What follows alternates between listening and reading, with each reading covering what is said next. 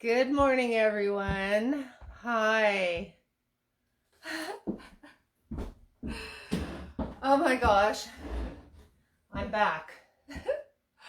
Oh my goodness. Happy Monday. Okay, so we're back. We're a little late today because I broke the breaker. Having the heater on and my little oven on too. Anyways, here we are. We're going to do a little kind of a nice warm wintry beet side dish, or it could be a main dish if you want. And so what we're doing here, we're just heating a little bit of water, and I'm going to cut up some red onion, put that in, and we're going to get going with that. I kind of already started a bit, but then the breaker blew. That's hard to say. The breaker blew the breakers. That's easier to say. Why is that? That's funny. Anyways, yeah, so what we were talking about before I ended up in the dark, which was really cute. Yeah, so we were talking about Christmas, and just, I heard a lot of different things on the weekend about people, trying to make plans to do something, because everyone's feeling like they aren't going to be able to be with family and all that kind of thing right now during these times. And I'm just going to interrupt myself. My poor little beets from the garden, they're looking a little weary, and not really holding up as well as I had thought. I didn't have them in the fridge, and so anyway, they are a little a little tattered, but they're very good organic. But I did peel them. Usually I won't peel them if they're organic, because the skins are really good for you. But in this particular case, I am peeling them because they were looking a little worn, and my carrots are getting a little wobbly too. So I did peel the skins off. Anyway, back to the Christmas thing. I know a lot of people are really, trying to figure out what to do, and when you can't be with family, and Zoom. Oh my gosh, what would we do without Zoom? It's, I mean, that had to be the greatest thing that ever happened to Zoom, that's for sure, because everybody's depending on it. And so a really good friend of mine just did the most inspiring thing. And she actually made a bunch of soup and took it out to the homeless people, and offered it like in, paper cups or whatever, so that it was all socially distanced, and offered it in a public place where the people could come and get it, and everyone stayed away from each other. It was such a beautiful, beautiful offering. Oh my gosh, and so inspiring. And so I was listening to a couple people that were saying, what they were going to try and do to make like a two-person Christmas seem Christmassy, without having any kind of a family gathering. And so I thought, well, it would be really cool. I mean, there are so many people.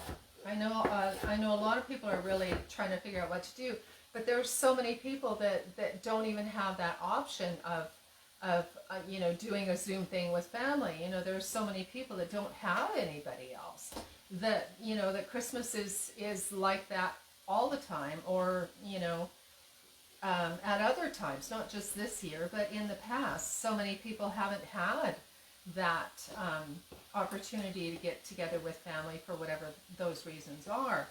And so I thought it would be really cool if people offered each other like just a little private little video of just something fun at Christmas, that like kind of something inspiring and fun, and things that you can do when you're either by yourself or with one other person, and just creative ideas of having fun at Christmas, and then everybody could share that on the internet, and it would just be inspiring. It's like we could all make our own little Christmas movie, and put it together, and just, you know, fun Christmas moments. And I probably, there's a lot of people that do that already or have done that already. But it just kind of occurred to me that if we did something, you know, an offering of just really fun, happy videos that aren't with a whole bunch of people in a big hoopla, you know, something that everybody can do, whether you're by yourself or whether you have two people, something that's really inspiring. And so, yeah, so I think that that would be really a great idea and offering. And if you can do something like what my good friend did, and, you know, make some soup or some food and offer it, or even, you know, clean out your closet and take some clothes down to the shelter or whatever, you know, for sure this is the time to do it. So yeah, so good morning, Darlene, nice to see you. We're just doing a lovely warm spicy beet stir fry, I guess you'd call it. I don't know, I'll have to come up with another name, but just talking about the beautiful offering that our mutual good friend did by cooking up a bunch of soup and taking it to the homeless people, and how, you know, we can all contribute, because I know a lot of people are feeling like, you know, like they're not going to be able to have their normal Christmas, and, you know, and kind of how sad that is, you know, a lot of people that can't be with family. But then that made me think of all the people that can't or don't have family, you know, can't be and don't have, and not just this year, but every year. But anyway, so that's my idea. If we could all do a little video and just put it on there as a Christmas gift to everybody. And if, you know, for the people that don't have internet or access to a computer, you know, some kind of, I don't know, some kind of offering, whatever that is that you might be able to offer or part with or whatever. Okay, I'm making a big mess here. This is going to turn out like, I don't even know. The beets are going to make everything go red, which will be okay, I guess. These are parsnips, and so I am putting some parsnips in, and I'm so busy. I'm so inspired and passionate, thanks to my girlfriend's beautiful offerings. Totally distracted here. Now, when I put these beets in, everything's just going to go the same color, unfortunately. Always good to have a sip of really healthy tea with little bits of collards on it. Yeah, so today I'm drinking my Vitality tea, which is super, super good for you, and keeps your immune system healthy. And like I said, these beets are getting a little, you know, they're not quite lasting as well as I wanted to. And this is, I'm going to be interested to see what happens here, but this is going to be a bit of a shame, because see how it's got the really pretty yellow pattern? And when I put it in there with the red beets, I'm sure everything's just going to go to a different color. It's got this little thing on the back, but you know what? You don't want to be wasting food, especially now at these times. Really important.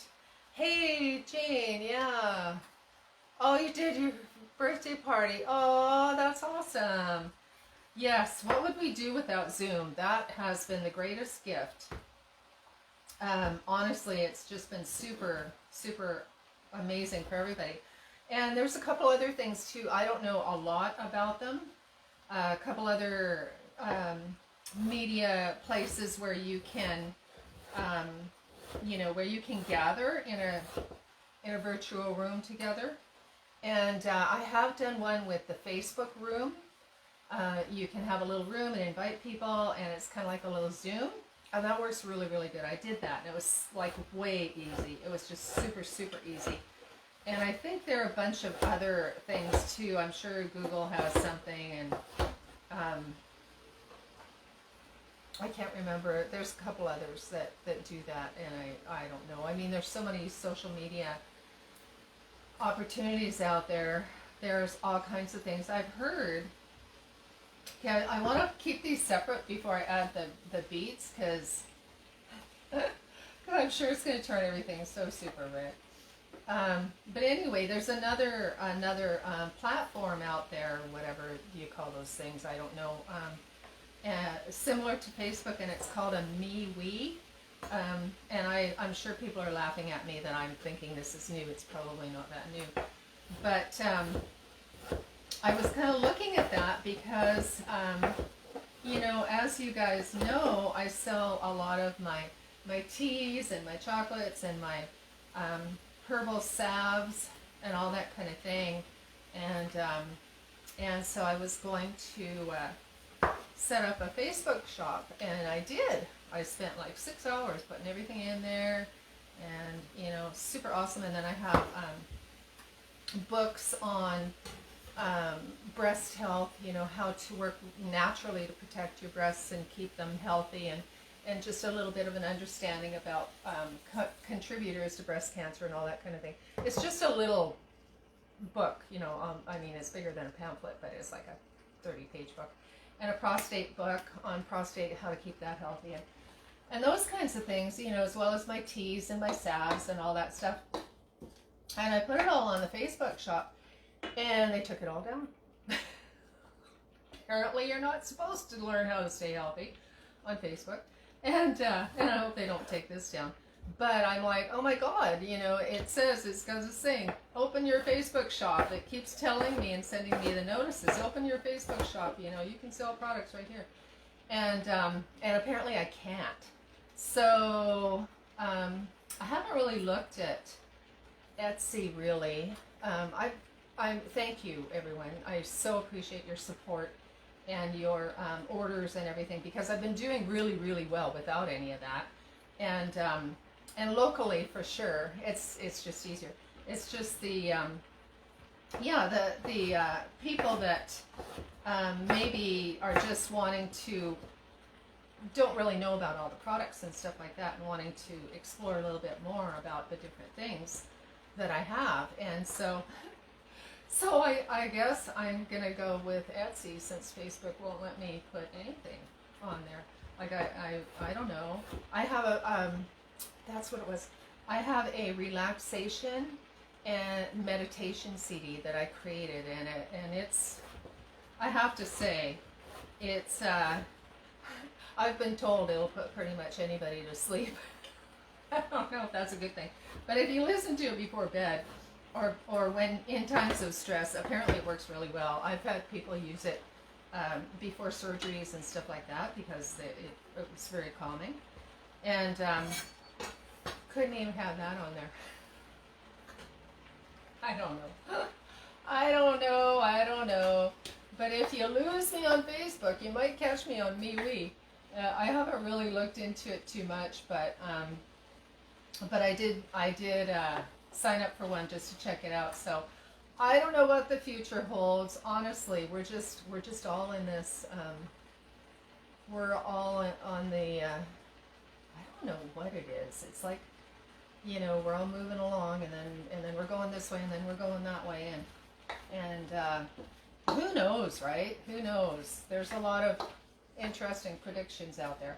Okay, so these beets aren't doing too horrible for turning everything red. So it's kind of interesting so far, as long as they don't bleed too much. We'll see. Okay, so I am going to add a little bit of coconut oil to this. I'm going to turn it down because I want them mostly steamed and not so much cooked, right? I just want them soft, you know, kind of a al dente, sort of, kind of. And so I am going to add a little bit of coconut oil to this, and just to give it a little bit of shine. And it does add a little bit of flavor, but coconut oil, you know, this kind of coconut oil is pretty mild tasting. You know, there is also a coconut butter that you can buy that is very coconut buttery. It really is. It's quite different. I'm actually not fond of it. I bought it by mistake once, and it was very like, it would be good in certain desserts and things, I think. But yeah, it was very buttery and thick and super, super concentrated coconut taste. Okay, so we're going to give these guys a little stir. And I'm going to add the rest of these red these red youngins. These red youngins. Oh my God, now I can't even say it. At the end, and I have some marinated artichokes here, which I'm going to add. And I have drained them off. Like I really do love the marinated artichokes. I know it has an oil that's probably not so great. So what I do is I rinse them off in hot water, put them in a colander and rinse them off in hot water, and that way they're not so oily. But I do really love the flavor. However they do them, it really adds. So as this cools down, I'm going to add this, and then when I go to serve it, I just take off the tips of the leaves that are kind of tough. When I go to serve it, just off. And then I'll just give this a little stir and add the. I'm going to add some of the greens, because you should always add greens when you can, especially now. I don't know, but it seems to me that people eat a little bit less salad this time of year, just because it's not as, beautifully fresh and abundant. And so, it's super important to get your greens in. And it snowed. Oh my gosh, it snowed on the weekend, and so I was afraid that it was going to, a towel here, I was afraid that it was going to freeze after the snow and destroy all my kale and my collards and stuff. And so I did pick them. There's a few that are a little, maybe take the ends off a bit. But honestly, your collards this isn't a collard, actually. Now that I say that, this is an unusual variety of kale that I'm not that familiar with, but it's beautiful. It's a huge, like 4-foot plant. It's awesome. So your kale, anyway, is like everybody knows this already, one of the highest sources of, or one of the most nutrient dense greens that you can buy, and that's why everybody's all over kale. Put your kale in your salads, put your stems in your smoothies. The kale has vitamin K, magnesium, vitamin C, all those different things that are so important, and it just is so highly concentrated in minerals that it's really, really, really beneficial to your health. I'm getting distracted by my thoughts. This particular kale, now that you can't see it because I cut it up, this particular one is quite thin compared to most kales. Most kales are they have a really dense sort of cell wall, and so it's hard for your body to break that down unless you chewed properly, which we're supposed to chew every bite 27 times. Those are the rules. And that's what I learned when I took the nutrition courses back in, I don't know, the 90s. And yeah, you're supposed to really chew your food 27 times, because it starts the enzymes in your saliva start breaking down the food, and digestion starts in the mouth, right, Jane? It starts in the mouth. So you start to get those enzymes and everything happening when you chew.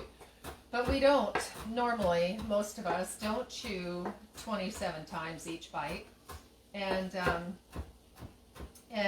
so with the things like kale, the cell walls are hard to break down, and so that's why they say to add a little bit of salt or a little bit of oil before you serve your kale if you're using it in a salad. And I use a lot of kale in my salads. I cut it up super fine like this for my salad, and then I add it to things that are softer, like choy, bok choy, or spinach, or chards and things like that are softer. And of course in the summer, the little lettuces and things. But anyway, this is a softer kale, so it breaks down a little bit easier, which is really nice. And so I do have my collards here, and I guess I didn't gather that many collards of the collards. So anyway, your collards are really, really good too, right? They're very similar in your in the nutrient vitamins and minerals. Like the vitamin C, the vitamin K, of course. They have vitamin C, vitamin K, vitamin A, B6, the collards specifically have B6 and quite a bit of magnesium. And the other thing about collards that you might not know is that it's really good for detoxing. So the collards can, they're super awesome if you're trying to flush toxins out of the body, or if you're trying to lose weight. They have antioxidants in them. So they're really, really good. And I know I've had several people say, oh my gosh, I just hate collards. They're really tough and chewy and blah, blah, blah. But if you cut them up fine like this, you will never notice the consistency, and you're getting all the benefit because I've chopped it up so fine. I've broken down the cell walls in every little, I don't know, 1/32 of an inch, so that it's broken down and it's going to start releasing. And especially if you put a little bit of oil on this, like a hi, yay, you! I was talking about you. What a beautiful thing that you did. Oh my gosh, Barb, it was just so inspiring. And you'll have to rewatch the this Facebook to get the gist of it all. But that was beautiful. What an honor to be friends with such amazing people. So anyway, with the opening up the cell walls, and then it'll help it to be better absorbed. Okay, so I'm just going to add the marinated artichokes here, and the kale and the collards. And like I say, the collards are just, when you cut them up this fine, and then you add a little bit of either a salt or some kind of a avocado oil or some sort of healthy oil, it helps to break down the walls, and so that you can absorb, you know, like the vitamin K, the magnesium, the B6. It has a lot of B6 in it. So super healthy for you. So yeah. No, we were talking about my very good close friend who graciously made a whole big pot of soup and took it out to the homeless people, and what a beautiful gift that was. And so I came up with a couple just a couple little ideas to give people ideas on how to help others feel, you know, a little bit happier at Christmas time, since we're not really supposed to get together.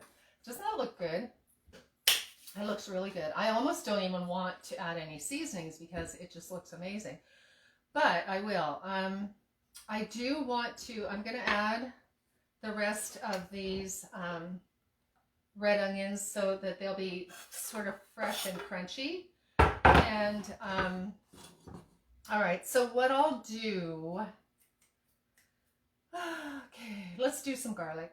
I'm gonna do the granulated garlic, and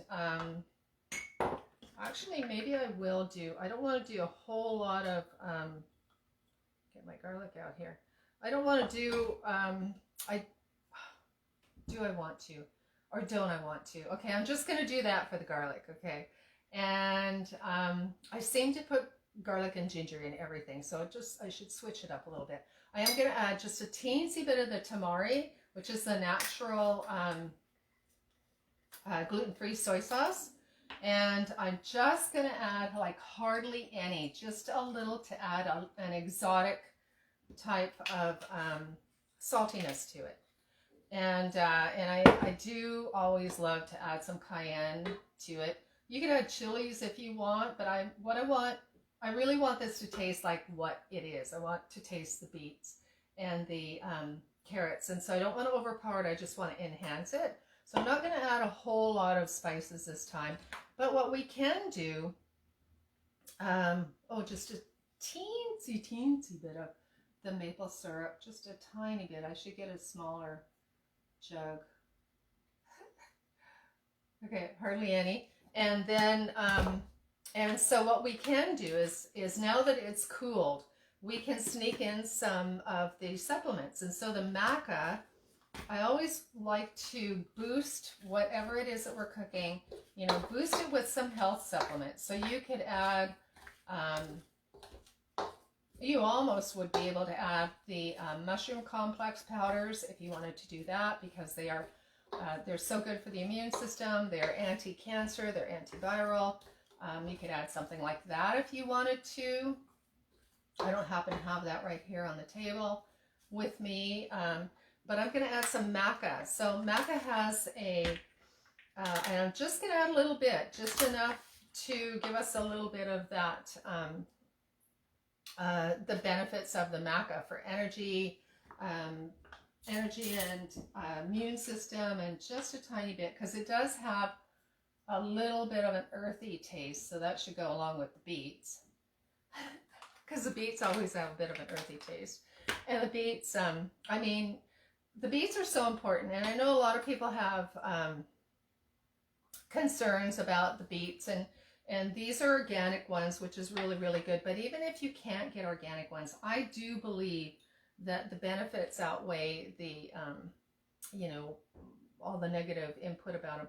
I mean, they've got, like, they're really good for the colon. Obviously, they have iron. Everybody knows that. I'm going to add some astragalus, too, for the immune system and for energy and all the goodness that astragalus does. Is the same thing, right? It's good for the memory.